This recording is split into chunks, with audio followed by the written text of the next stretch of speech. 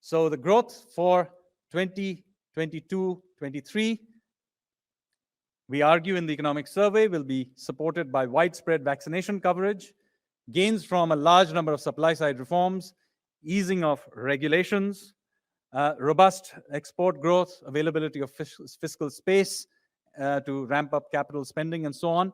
And so we expect that there will be a fairly robust growth into the next year, and we forecast that India's GDP will grow in real terms by 8 to 8.5% in 22-23.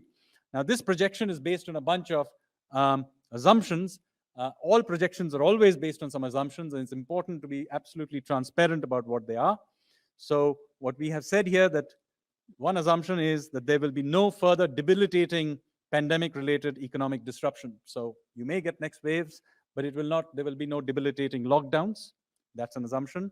We assume a normal monsoon. We do allow for significant withdrawal of global liquidity by major central banks, although we hope that they will be broadly orderly, but there will be a withdrawal of such liquidity. Oil prices in the range of 70 to 75. Now, somebody may say that, how can you assume this when oil prices are at 90? Well, just remind you that just 18 months ago, it was below 20. So we have put what we thought was a reasonable assumption. And of course, the global supply chain disruptions will remain in play for much of the next financial year, but will slowly ease towards the end. So we do allow for significant disruptions to continue for much of next year, but easing over time. Now, just to put it in the context of some of the international forecasts that came through, the latest one came from the IMF just 5 days ago.